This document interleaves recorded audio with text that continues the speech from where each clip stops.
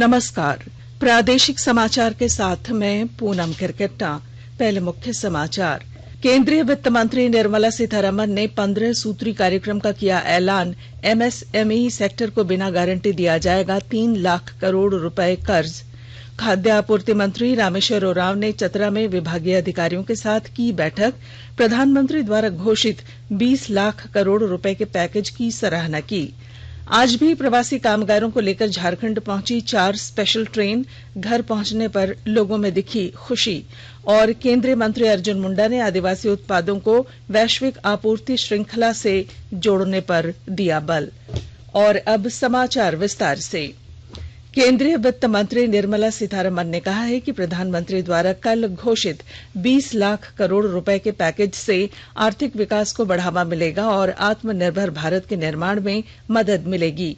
आज नई दिल्ली में आयोजित संवाददाता सम्मेलन में वित्त मंत्री ने आत्मनिर्भर भारत अभियान के लिए 15 उपायों की घोषणा की, जिसमें से 6 सूक्ष्म, लघु और मध्यम उद्यमों एमएसएमई से संबंधित हैं। इस मौके पर केंद्रीय राज्य मंत्री अनुराग ठाकुर ने कहा कि आर्थिक संकट में पड़ी एमएसएमई के लिए 3 लाख करोड़ रुपए के ऋण बिना किसी जमानत के दिए जाएंगे। तनाव में जो सूक्ष्म, लघु, मध्यम उद्योग या कुटीर या गृह उद्योग हैं, उनकी इन परिस्थितियों को देखकर गौण कर्ज या अधीनस्थ ऋण के रूप में 20,000 करोड़ रुपए का प्रावधान इन स्ट्रेस्ड एमएसएमईज के लिए किया गया है, ताकि इनकी जो कमी आती थी उस कमी को दूर किया जा सके। और इसमें भी लगभग 2 लाख से ज्यादा मध्यम, लघु, सूक्ष्म, कुटीर उद्योग को लाभ मिलने वाला है। और ये 20,000 करोड़ का गौण ऋण ये तनाव वाली एमएसएमईज को दिया जाएगा। श्री ठाकुर ने श्रमिकों के कल्याण की भी कई उपायों की घोषणा करते हुए कहा कि इससे 72 लाख मजदूरों को फायदा होगा। उन्होंने कहा कि ईपीएम 12% की बजाय 10% की दर से काटा जाएगा। 1,70,000 करोड़ के प्रधानमंत्री गरीब कल्याण पैकेज में एक सुविधा दी गई थी कि ईपीएफ जो है वो 12% जो कर्मचारी उसका भी और जो नौकरी देने वाला उसका भी 12% भारत सरकार देगी। और ये पहले 3 महीनों के लिए हमने किया था, जिसके भुगतान कर भी दिया गया पहले 2 महीनों के लिए, और इसको अगले 3 महीने और बढ़ा दिया जाएगा। इसका प्रावधान भी जून, जुलाई और अगस्त के लिए कर दिया गया है।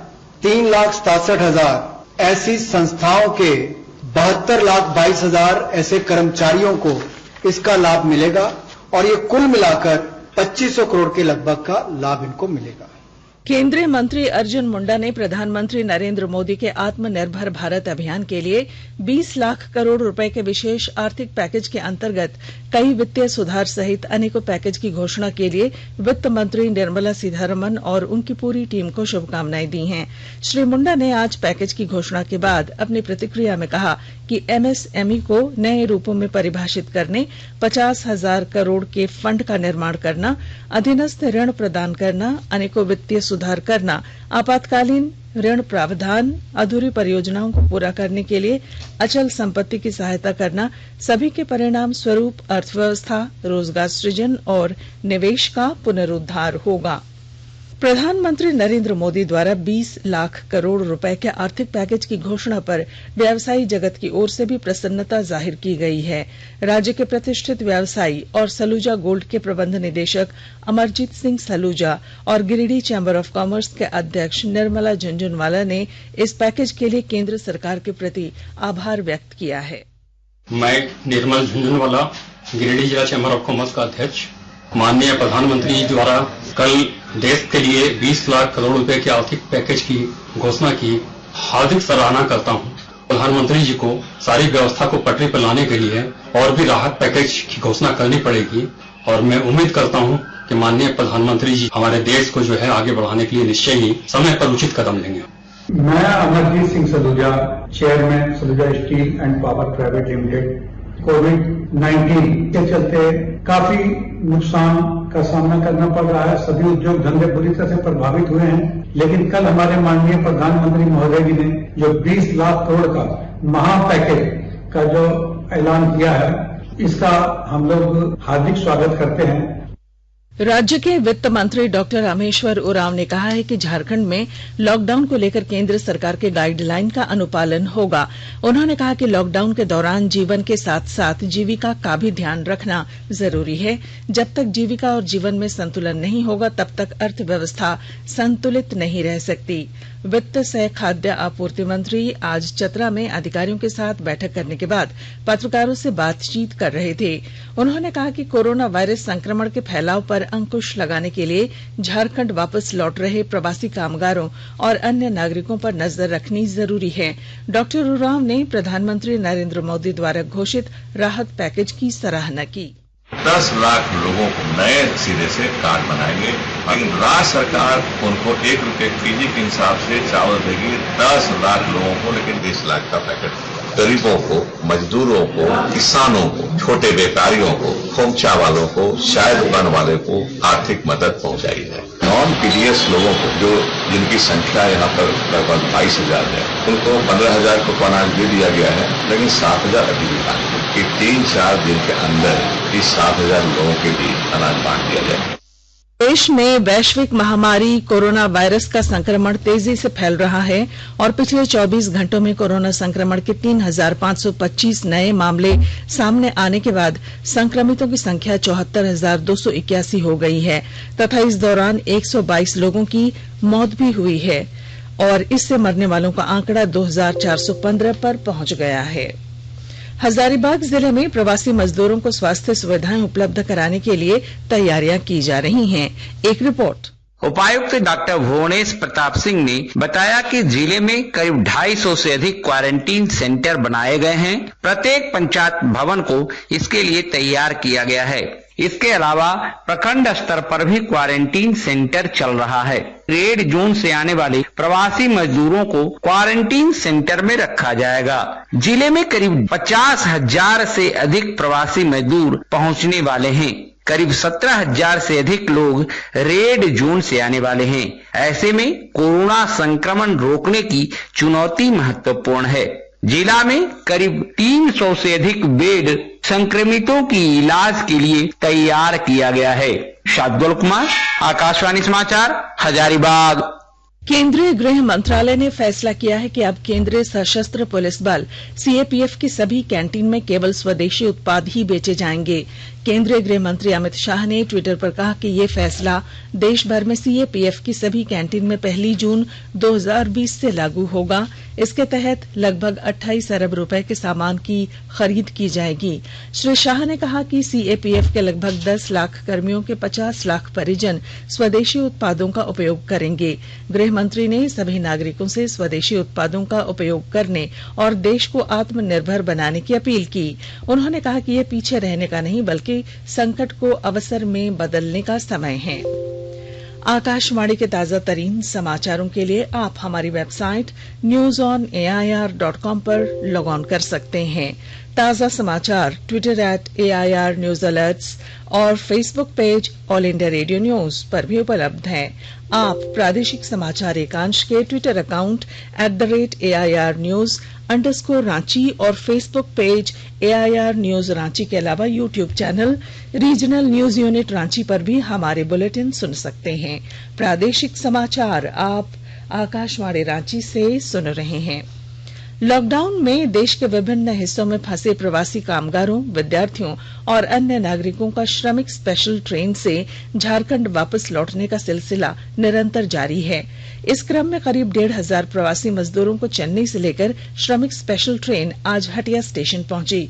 वहीं गुजरात के भरूच से करीब 1200 श्रमिक डाल्टनगंज स्टेशन पहुंचे। इधर बोकारो रेलवे स्टेशन पर प्रवासी श्रमिकों को लेकर 2 स्पेशल ट्रेन बोकारो पहुंची। पहली ट्रेन बंगलुरु से बोकारो स्टेशन पहुंची और दूसरी तमिलनाडु के कोयम्बटूर से राज्य के विभिन्न जिलों के 1,140 कामगारों और विद्यार्थियों को लेकर बोकारो पहुंची। पूर्णबंदी में स्थगित रेल सेवा चरणबद्ध रूप से फिर शुरू करने की घोषणा के बाद आज दूसरे दिन 9 विशेष रेलगाड़ियां चलाई जा रही हैं। इनमें से 8 रेलगाड़ी नई दिल्ली से विभिन्न स्थानों के लिए और 9वीं भुवनेश्वर से नई दिल्ली के लिए चल रही है। ये रेलगाड़ियां नई दिल्ली से रांची, हावड़ा, पटना, जम्मू तवी, तिरुवनंतपुरम, चेन्नई, मुंबई और अहमदाबाद तथा भुवनेश्वर से नई दिल्ली के लिए हैं। स्वास्थ्य और परिवार कल्याण मंत्रालय ने लोगों को सलाह दी है कि वे नोवेल कोरोना वायरस से अपने को सुरक्षित रखने के लिए सभी बुनियादी एहतियाती उपायों का पालन करें और सामाजिक दूरी बनाए रखें। एक रिपोर्ट।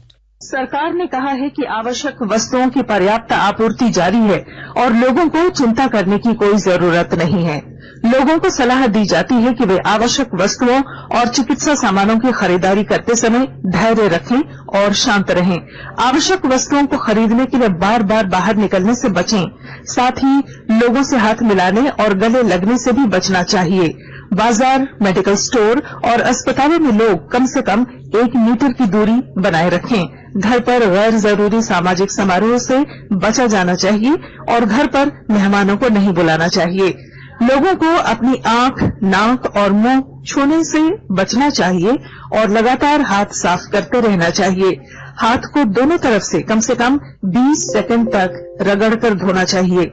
यदि कोई व्यक्ति खांसी या बुखार से पीड़ित है तो वह दूसरों के संपर्क में आने से बचे और डॉक्टर से तुरंत परामर्श ले।